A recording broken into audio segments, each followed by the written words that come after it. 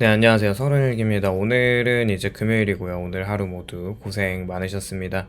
이제 연휴 시작인데 다들 행복한 연휴 보내시길 바라고요. 오늘은 이제 직장인 한 250만 원 받는 사람들, 그냥 250만 원이 될 수도 있고, 그냥 평균적으로 그 내외에서 이제 열심히 돈을 버는데, 사실 이제 1억을 가장 빠르게 모으는 방법에 대해서 한번 이야기를 해보려고 하고요. 뭐, 빨리 모으는 것도 있겠고 그냥 1억을 모으지 않는다면 그 평생 이 자본주의의 노예로 살아가야 할 텐데 그런 것들을 생각해 보면 1억을 무조건 모아야 된다는 생각을 가지고 살아야 되는 것만 일단은 현실적인 목표를 설정을 하잖아요.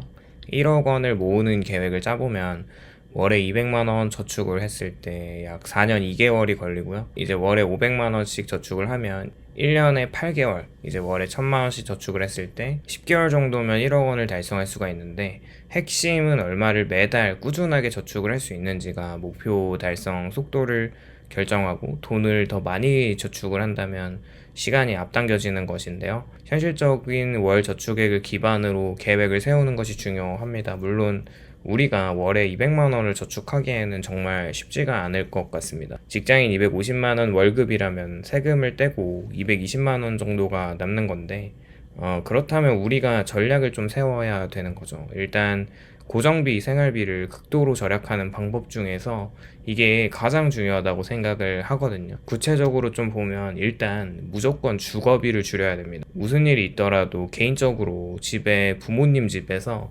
빈대를 붓거나 이렇게 식비와 주거 비용이 안 들어가게 최소화 시키면 되는데 그렇다면 최소 120만 원 정도의 절약이 가능합니다. 물론 부모님께서 너 생활비를 좀 내라고 이야기를 한다면 나중에 돈 많이 벌어서 용돈 좀 챙겨드린다고 너스레 떨어 넘어가면 되겠죠. 그리고 월급 250만 원 직장인이 1억 원을 모으는 목표를 세웠다면 사실 소비를 거의 하면 안 되는데 그 중에서도 절대 해서는 안 되는 소비가 현실적으로 많이 있습니다. 뭐 예를 들어서 매달 50만 원의 고급 외식과 배달 음식을 즐기거나 매달 2, 30만 원의 뭐 카페나 스타벅스 같은 커피 전문점에서 이 지출하는 것이 목표 달성에 굉장히 치명적이라는 것이고 개인적으로 이때는 뭐 저렴한 메가커피나 컴포즈나 뭐 다양한 체인점 커피들도 소비하는 것을 좀 안 하는 게 좋을 것 같긴 합니다. 1억을 모을 때까지는요.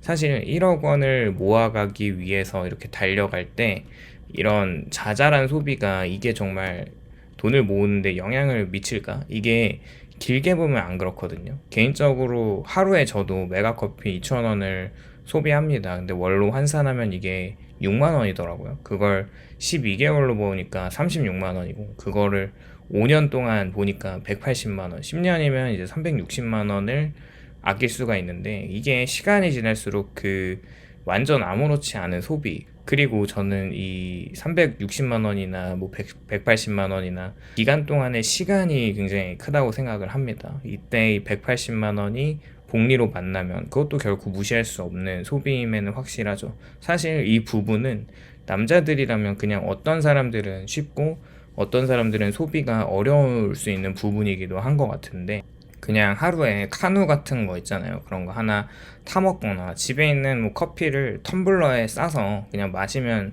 좋지 않나 싶습니다. 그냥 부모님 집에 있는 거 먹거나 뭐 회사에 가서 이런 뭐 탕비실에 커피 같은 거 잘 구비되어 있으니까 그렇게 하루 버티는 것이고 뭐 그게 좀 하여간 커피는 좀 과하다고 생각되시는 분들이 있을 거라고도 생각을 하는데요. 절대 그렇게 소비해서는 안 되는 것들이 또 있다면 또한 뭐 최신 스마트폰이나 가전제품 같은 것들을 할부로 구입을 하면 뭐 렌트를 하는 경우도 있고 매달 10만 원, 20만 원씩 할부 비용이 나가는 경우가 있고 또 다른 걸 사면 그 할부가 끝났을 때 또 돈이 나가게 되는 이런 엄청난 이 돈을 모을 수 없는 습관들 그 불필요한 의류나 이제 쓰잘데기 없는 자파 쇼핑에 10만 원을 쓰는 뭐 습관도 있고 친구 결혼식이나 회식이나 모임 등 사회적 지출 같은 경우는 이제 매달 10만 원 이상 쓰는 것도 사실 이거는 피할 수가 없지만 조금 이제 관계를 좀 정리하는 차원에서 지양할 필요가 있죠. 일단 1억을 모으기 전까지는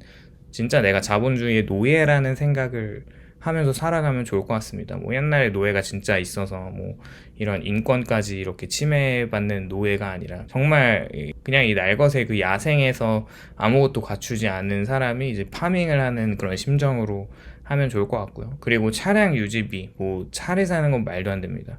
그렇게 주유비나 택시비나 카풀 비용도 과도하게 쓰는 경우가 있다면 그렇게 이걸 절대 하면 안 된다고 생각을 하고요. 소액 대출이나 카드 리볼빙 같은 이 생활비를 메우는 방식도 결국 이자를 쌓아서 목표 달성을 방해합니다. 그리고 사회 초년생이라면 특히 남자라면은 그렇게 차를 사고 싶은 욕망이 엄청 커질 텐데요. 그거를 잘 극복해야 하고요.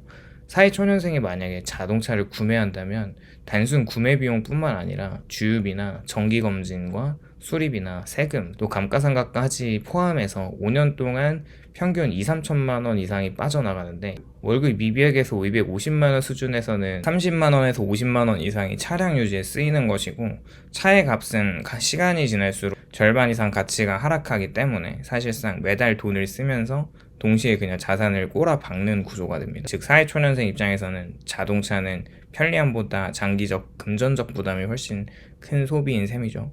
해외여행을 또 가는 걸 생각해보면 뭐 물론 너무 가고 싶을 수는 있지만 사실 국내 여행도 좀 저는 자제해야 한다고 생각을 하는데 5년 동안 1년에 한 번씩 해외여행을 다녀온다고 가정하면 1회 여행 비용이 항공권이나 식비, 현지 교통을 포함해서 150만 원에서 200만 원 정도를 소비하는데 5년 동안 총 750만 원에서 뭐 1000만 원 정도의 지출을 발생하게 됩니다. 월 단위로 나누면 매달 12만 원에서 16만 원을 저축해야 마련할 수 있는 금액이잖아요. 월급 200에서 250만 원 수준인 사회 초년생에게는 상당한 부담이 될 수 있다고 생각을 하고 장기적으로 이 다른 소비나 저축 계획에도 큰 영향을 미치게 됩니다. 이러한 소비를 모두 합하면 매달 최소 100만 원 이상이 새어나가고 월급 250만 원 기준으로는 저축 여력이 크게 당연히 줄어들겠죠. 목표 달성 기간이 수년 단위로 늘어나게 되는데 따라서 1억 원이라는 큰 목표를 이루려면 필수 생활비를 제외하고 불필요한 소비를 안 써야 됩니다. 그리고 고정 지출과 변동 지출을 꼼꼼히 관리하는 습관이 절대적으로 필요하다는 거죠.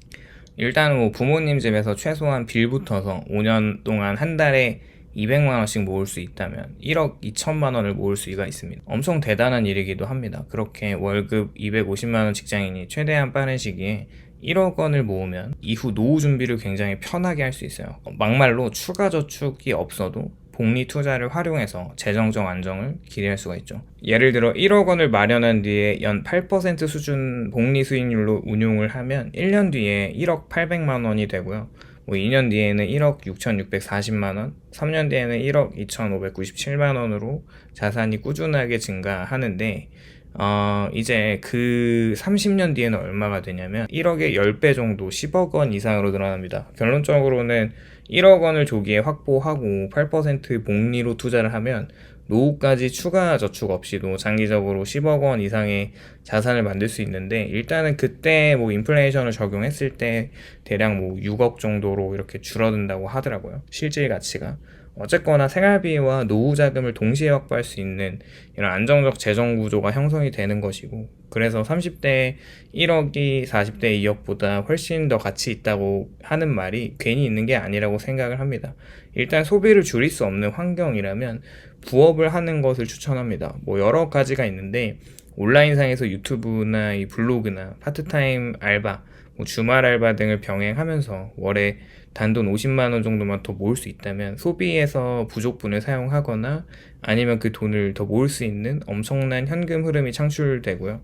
그렇게 지속적인 복리의 힘은 이자가 다시 원금에 더해져서 눈덩이처럼 불어나는 구조에 있고 초기 자금이 클수록 증가 속도도 빠릅니다. 따라서 1억 원을 빠르게 모아 투자를 했을 때 매달 생활비만 충당하면서도 돈이 스스로 불어나기 때문에 직장인이 추가로 노후 대비용 저축을 하지 않아도 장기적인 재정적인 걱정을 크게 줄일 수 있습니다. 핵심 목표 원금을 빠르게 확보하고 이것을 안정적이면서도 성장 가능한 금융 상품으로 운용하는 것이고 시간이 지날수록 복리 효과가 누적되면서 생활과 노후 준비를 동시에 달성할 수 있다는 점입니다. 어쨌거나 대한민국 어느 직장인이든 1억 원이라는 초기 자본을 모으지 못한다면 평생 자본주의 구조에서 노예처럼 살아갈 가능성이 매우 높아집니다.